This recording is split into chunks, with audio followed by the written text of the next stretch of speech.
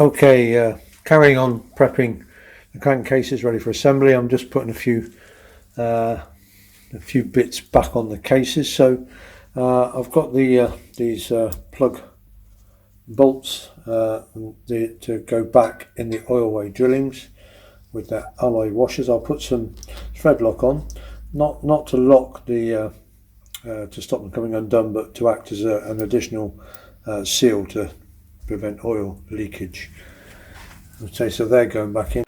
Right, now I'm getting ready to put the anti-drain valve back in the drive side crankcase. So it goes in here next to the oil pump, and so you've got this ball, spring and cap and a crush, copper crush washer. So the idea is that the ball bearing sits in the end, and that blocks off that oilway there, which stops the oil draining into the sump. Of course, doesn't do a very good job. So what I've done is, as per general instructions, I have put the bearing in and given it a good tap with a drift to try and get a better seal between the ball bearing and the casing. I don't know what good it will do, but I've done that, and now I'm just going to put it in, ball bearing, spring, and that, and again I'll put a bit of Loctite on the thread again, not to lock it in, but to prevent it from leaking oil. Now that's all in now. Just by the by, I was going to re-anneal the original sealing washer, but as you can see, it's a crush washer. It's double lipped, double skinned, and so I did actually re-anneal it, but as it's a crush washer designed to actually crush, I decided it would be better to actually use a new one which will crush and seal better. Annealing, very simple. You just heat a copper wash or whatever up to cherry red, and then you can leave it to cool down, but generally quench it, and by heating it, that makes it soft again. Very simple process, but as I say, in this case, because it's a crush washer, I didn't reuse it. I used a new one. Right, and moving on to the oil pressure relief valve, which is designed to open when the engine started and there's too much oil pressure being generated, so the relief valve opens to allow excess pressure to bypass the crankshaft. So it's quite simple. You've got this body, and the oil comes in at the top. There's a plunger here on a very strong spring with a cap on, and then so the oil pushes the plunger down, the pressure, and so that the oil can then escape through these holes and then straight back to the crankcase. However, I thought I'd take this apart just to check it, and I'm really glad I did, because this piston was seized absolutely solid in the body. I mean, completely seized. So the only way that I could get the piston out was by knocking it. I had to get a drift and knock it through. Well, there is actually a little gauze cap on the top, but the only way I could, I had to get a drift in, so I had to basically break the gauze, because it was absolutely seized. I mean, despite the fact it's been sitting in oil, it was completely seized solid. So no way I'm going to reuse that. So I then ordered a new one, and here's the new one. But I've come across a slight problem. Now, there are actually two types of oil pressure relief valve. There's one for a triple and one for the twins. I'm not sure what the difference is, whether they're different pressure or whatever, but they are different. And the way that you can tell they're different is by the gauze, this gauze on the end. For a triple, the gauze is like this. It's a very sort of thick, open gauze. And for a twin, it's a thin mesh like that, which is the one I've been sent. Okay, now that was back in the 70s.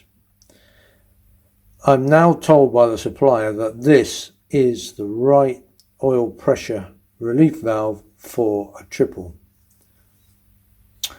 So I'm going to have to sort of kind of take their word for it, but what I'm confused about is if there was a different one for twins and triples back in the day, why is there one that looks the same now? Or are there two different ones but they just got the same mesh on? So there is a different one for the twin and a different one for the triple, but they don't have this open mesh anymore. They have this closed mesh, fine mesh. The thing is, being a repro, it hasn't got a number. Normally it has a number, yeah, so 70. So I think it's designed to open about 70 pounds per square inch. This hasn't got a number, so I don't know. Anyway, they're double checking for me because obviously I don't want to fit the wrong oil pressure relief valve, because it could either create too much pressure or too little pressure, depending. Anyway, that's something to consider. So original oil pressure release valves for triples had this open cores, and for twins is this mesh. I'm now told that the replacement is mesh for both. Right, so just carrying on, finishing getting the crankcases ready for assembly. So I'm just getting ready to fit the drive side main bearing. See, I've got the big retaining circlip. There's two of them. Got the first one in there. Then I'm going to heat the casing, drop the bearing in, and put the second retaining clip over the top. I'm going to try and heat the case more than I did previously, because I don't think I got the cases hot enough, and that's why the bearings were pretty tight going in. They should go in a lot easier than that, so I'm going to really try and heat this one up more. The main bearing, which I'm reusing, is in the freezer at the moment, and it will stay there until I'm ready, until I got this nice and hot.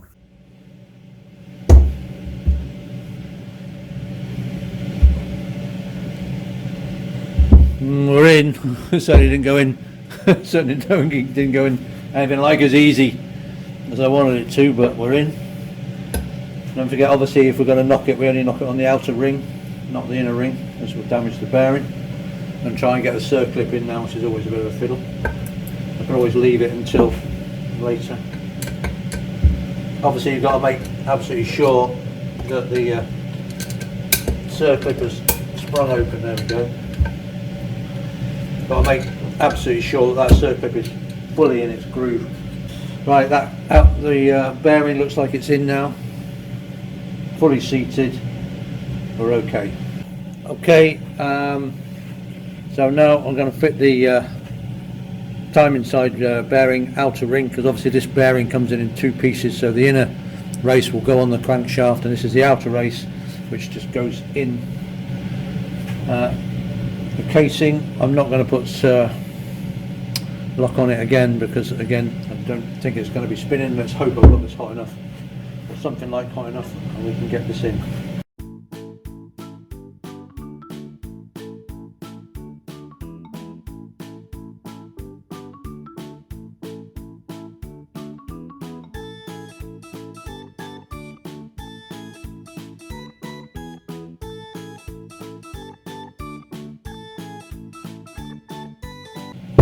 That's better. That went in an awful lot easier.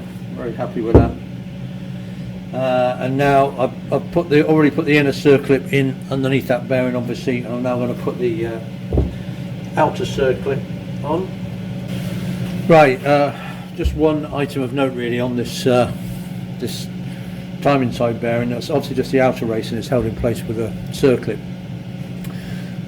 You need to clean out the groove for the circlip anyway, but in particular in this case, because you don't want the circlip to protrude beyond the bearing surface. And what I do is I take the inner race and just I put it in just so I know that the race is going in and it's not going to be caught on the circlip. In my case, it actually was catching, so I had to take the circlip back out, re-clean the groove, really clean it, put the circlip back in, because it only just clears the bearing, and if that circlip's not fully home, then when you come to put the crankshaft on, to slide this onto the crankshaft, it simply won't go. So always just check your circlips fully in, and that the inner race goes past it. Right, what I'm going to do now is I'm going to fit the idler shaft here, because I know that's really tight and I need to heat the casing, and since I've already got the casing hot, I always get that shaft in now whilst you've got the access. It's not in the way. Get that in and then it's done now, rather than halfway through fitting the engine. So again, I've got the idler shaft in the freezer. I'm going to reheat the casing and get that shaft in there. Okay, I'm going to fit the idler shaft now. The thing to note about the idler shaft is that there's a couple of oil ways here, and fit those at the top facing upwards, because there's an oil way at the top. I don't know if you can see, there's a little oil way in the casing. Ow, can't lift that because it's too hot. And so obviously it's triangular, this can go whichever way. So those two holes at the back, at the top, and so they come out at the bottom. Right, that didn't want to go in as I thought. It really didn't, which is why I wanted to do it now. What I had to do is I had to put it on stone, solid surface. The bench was bouncing too much, and so I had to put it down on the floor and get it in on the floor, a good solid surface, and it went in. And then while it's still hot, I've just put in the studs. These are studs, but they've the studs have come out with the nuts. But I've just screwed them in to make sure it's in line, because if it's slightly out of line and then it cools down, then of course try and get the things in, and of course it won't fit. Right, getting ready to put the sump plate on the centre casing now. So what we've got the casing, then gasket, then new oil filter, gauze, gasket, and then cover plate. So a couple of things. I've cleaned all the threads. I've put a new stud in that was missing, cleaned all the threads on all the others, prepped everything. Then I've got the well seal, so I'll be putting well seal on all the metal faces. So on there, on both sides of the filter, and on the face of the sump plate. Let it go off and I'll be putting them on. This is new gauze, which I got, that was from Dragonfly Motorcycles. Many thanks to Joe Campbell, who was on the Facebook page, and he was able to help me find this, because it's one of those where a lot of suppliers haven't got them. There's a shortage of them, but Dragonfly had one. So that's great. And just by the by, obviously Facebook, obviously it's a good place. There are various support groups for triples and tridents on Facebook, and there's the one that I run, which goes with the manual, but there's also ones for the TR30C. That's the Triumph and Rocket 3 Owners Club. TR30C, there's that page, and there's the T150 Owners Club, and so on. So always useful to join on a group on Facebook, because there's always people that can help you. Another thing about this is that is 40 quid. So, I mean, I'm not complaining, because, it's great that you can get one at all. Just imagine that no one made them, you'd be snookered. But it goes to show, parts it can add up so quickly building a Trident. I mean, that's just a gauze, and that's 40 quid. And then I've had to replace the oil pressure release valve. I've also put a new oil pressure switch on, because the thread on the original was a bit dodgy, and obviously that's taken full oil pressure. That's not that expensive, that was only about 10 quid. But so that's a new one. I've put that in, new washer, and I've put in the drain plug for the gearbox, because I know that when I get this back on the engine stand I won't be able to reach that, so I thought I'd get that in now. Order of assembly is pretty straightforward. You can see that there's the that's the pickup pipe there, and obviously this gauze has to go that way round, and it has to go up, obviously with the dent facing inwards. If the dent was facing outwards, you won't be able to put the outer plate on, so the dent going upwards, which then fits over, and that goes, the pickup pipe goes through that hole. Then you've got the bottom plate, and if you can see, there's the left side is lower than the right. That's flat, and that's got a little sort of tray on it, a little dent on it, and that dipped side lines up again with the pipe. The idea being that the oil sort of pools there, so that the pipe can suck it up. Okay, so that's the order of assembly. Right, and now we're done then. The crankcases are now finished, ready for the crankshaft to go in. So we've put a new, replaced the bearing in the drive side with its circlips. We've cleaned out all the oil ways, we've cleaned everything, and all the threads any threads have been cleaned up. We've put the oil, the anti-drain valve back in, and we've put a new, in this case, a new pressure, oil pressure release valve, because the other one was completely seized solid. Okay, that's all done. And all threads, all these stud threads have all been cleaned. Every thread on all the cases, for the mains, for the barrels, have all been cleaned. Then for the centre cases, we've replaced the gearbox output, the main shaft output bearing, a new lay shaft inner bearing.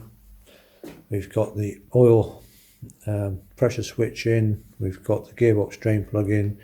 We've got and now we've got the sump plate on with new filter, and everything's cleaned out and all ready. Yeah, we've also got the oilway plugs in, the drillings that are made for the oilways that go through to feed the main bearings, so those plugs are in as well. And then on the timing side, we've got the outer bearing race in with the circlips that we've checked. Certainly the inner circlip goes in far enough so that the bearing will miss it when the inner bearing's in. And we've already fitted the idler shaft here, because that's a bugger to get in. And again, all threads have been cleaned and prepped. And then the timing plug here, I've put that in. I've not sealed it in totally, because it'll have to come out when the engine's timed for the ignition timing. Okay, I think that's everything, is it? Yeah.